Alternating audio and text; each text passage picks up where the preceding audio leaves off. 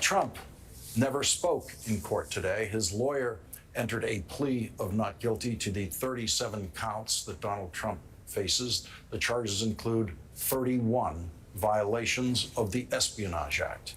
Tonight, after flying back to the golf club in New Jersey, where he spends his summers, Donald Trump finally spoke on this night before his 77th birthday. I was with Eric and Laura, the kids. Happy birthday, Grandpa. Happy. And I said, oh, great. I just got charged with, they want 400 years approximately. If you add them all up, a fake 400 years. Oh, thank you, darling. That's so nice. It's a wonderful birthday. And Donald Trump read this defense from his teleprompter. As president, the law that applies to this case is not the Espionage Act, but very simply the Presidential Records Act, which is not even mentioned in this ridiculous 44-page indictment. Under the Presidential Records Act, which is civil, not criminal, I had every right to have these documents. And tonight, Donald Trump finally, after 2.5 years of thinking about it, has come up with a motive for why he illegally took classified documents and other government documents when he left the presidency. Many people have asked me why I had these boxes. Why did you want them? The answer, in addition to having every right under the Presidential Records Act, is that these boxes were containing all types of personal belongings, many, many things, shirts and shoes and everything. I hadn't had a chance to go through all the boxes. It's a long, tedious job, takes a long time, which I was prepared to do, but I have a very busy life. I've had a very busy life. And now to consider the new Trump defense. Leading off our discussion tonight is Andrew Weissmann, former FBI General Counsel and former Chief of the Criminal Division in the Eastern District of New York. He is a professor of practice at NYU Law School. Also with us, Neal Katyal, former acting U.S. Solicitor General and professor at Georgetown Law. They are both MSNBC legal analysts. And Bradley Moss is with us. He's a national security attorney and former clerk for the National Security Archive. And former prosecutor Andrew Weissmann was taking notes while the defendant was speaking, offering us publicly his defense about having those documents, why he took them, the motivation. That was written in the teleprompter. His lawyers probably knew that he was going to be saying this tonight. He didn't just, wing it. That was a considered choice. So the word defense needs to be in air quotes when you're talking about that. So one thing that's important for everyone to know is those statements that you just played are admissible as admissions, regardless of whether Donald Trump takes a stand or not. Those are admissions. So that is part of what he said is just a straight out confession. It's not a defense, it's a confession. Part is a legal argument that is just not the law. So the jury will be instructed, and it will not be about the Presidential Records Act. As he says, it's a civil case. He's not charged in a civil case. He's charged in a criminal case, which is why, upon conviction, people go to jail. And the "I did not know what was in the boxes" is disproved by his own voice on tape, where he talks about two of the documents. It is disproved by contemporaneous texts by his employees talking about his being maniacal about no one having a possession of these boxes but him, and his going through the boxes himself.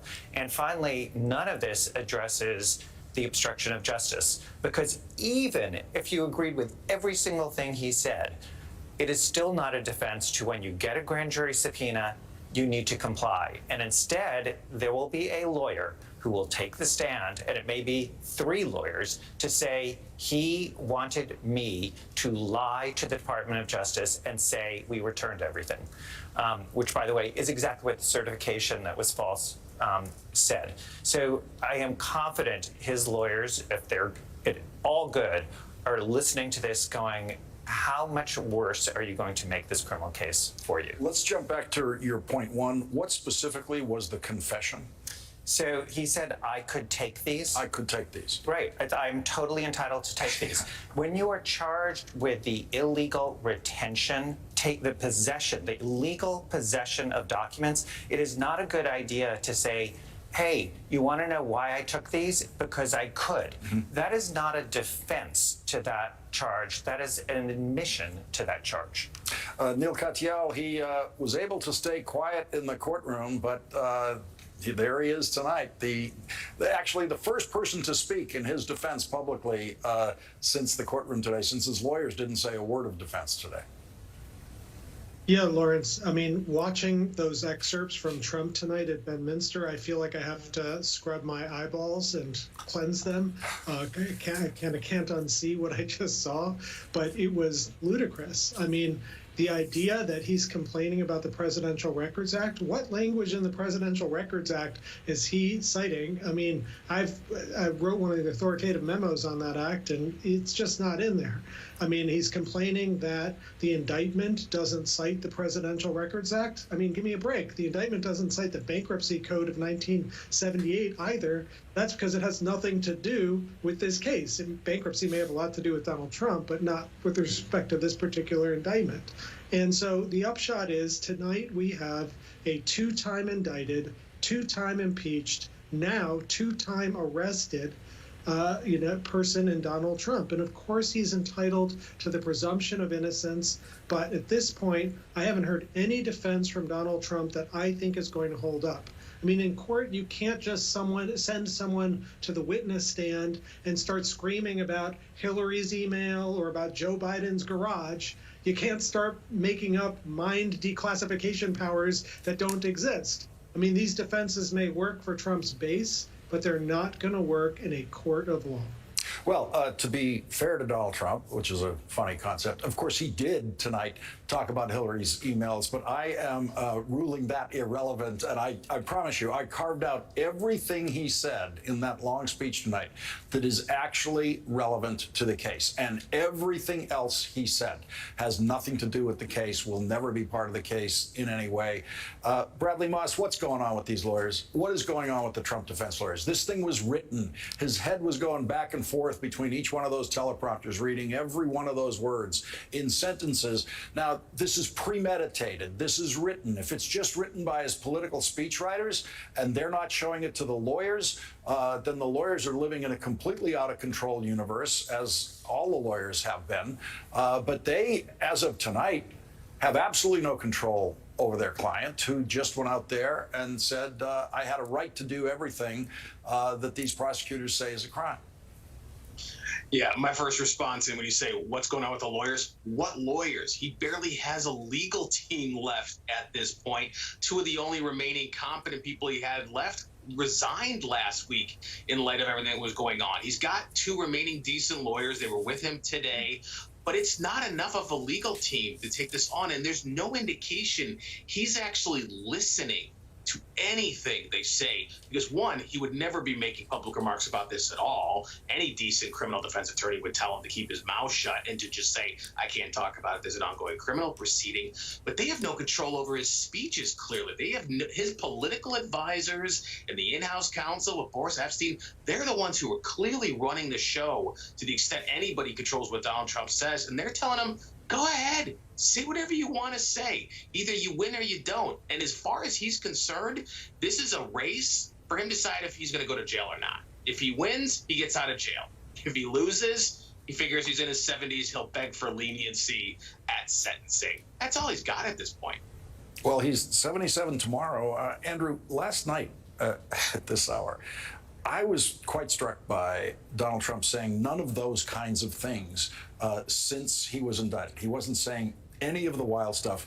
He was just attacking Jack Smith, which he also did in his speech tonight, attacking Jack Smith's wife, which he also did in his speech tonight, which I'm ruling out of order here. But this kind of thing he stopped saying, and I thought, okay, now that he's indicted, he finally gets it. He can't say that anymore. Yes, and I think I remember Neal saying, wait, this is going to come. Yeah. I mean, there's a self-control problem, but this is the job of the defense lawyer, is to have client control. They are trying to look out for their client's best interest. Part of this is that Donald Trump is trying to deal with this on two tracks. He's trying to deal with this on a sort of political track, and he's doing a really lousy job of dealing with this on a legal track. Now, it is worth noting that in the courtroom, and in sort of pretrial motions, the defense counsel can still make all sorts of arguments. The problem for them is the kinds of things that we've just been talking about. The statements that he is making will be used, if at all harmful to him, will be used by the government in the same way that you started by talking about E. Jean Carroll.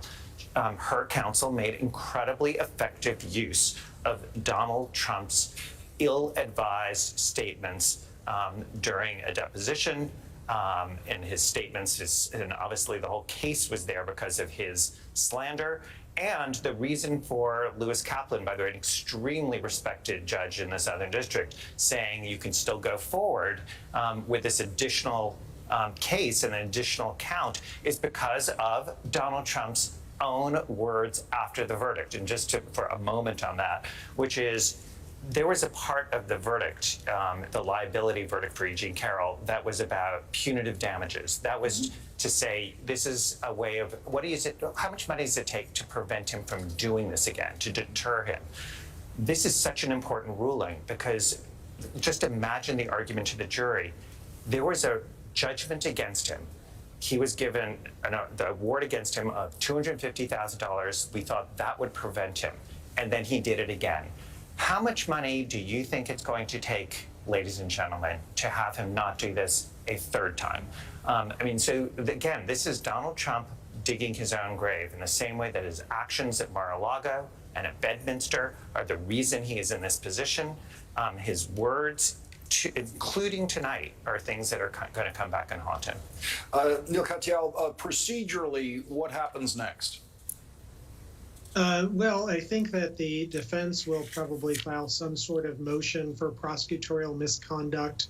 They've started telegraphing that and trying to talk about it with whatever arguments they've got. That will go nowhere fast. I predict that you have to show kind of a malice on the part of the prosecution. That's just not going to exist. We'll then have other things like the use of classified information and how that's going to be handled, and will there be substitutions under the Classified Information Procedures Act, and how will they clear the counsel, and so on. Those skirmishes will take some time. There will also be a fight about all the evidence in the indictment that came from Donald Trump's attorneys. That evidence was put before the grand jury because the chief judge of the D.C. court found that the attorney-client privilege had to be pierced, and that was upheld by our nation's second highest court. But Trump's lawyers have said they want to relitigate that too. Now, in the end, I do think there's kind of an assumption we've been having for the last 20 minutes that Donald Trump is, undermining himself and, acting almost stupidly and wantonly. There's another way of looking at it, which is actually Trump is, crazy like a fox. He knows legally he doesn't have much to stand on here. He knows that Jack Smith has the goods on him. So what's his play now? His play now is to try and win the election, or to have the Republicans win the election, because if they do, even if Trump is convicted before the election, Trump can order, or any Republican candidate can order, the prosecution to be dismissed, or the conviction to be overturned, or pardons, or the like. In our constitutional system, Article 2 gives the president those sweeping powers. And so I think his play is, I don't have a good legal move, but instead I've got some political moves, and that's why you see Bedminster happening tonight, and why you'll see the classic Trump maneuver of fundraising off of his crimes. That's what he did today, and what he's going to continue to do for the rest of this election cycle. Bradley Moss, there's obviously some public concern voiced by me and others about Judge Aileen Mercedes Cannon in this case. She already expressed her contempt for this very investigation when it came to her courtroom already. She was reversed twice by the appeals court. What will be the first indicator of how she's approaching this case? Sure. So first indicator will be really, does she set a time frame for trial? What is her time frame for dealing with discovery, particularly classified discovery, and these pretrial motions? This is Southern Florida. It's supposed to be the rocket docket. You're supposed to move pretty quickly, which is part of the reason, obviously, Jack Smith didn't have it in D.C., which is just so backlogged with January 6th stuff.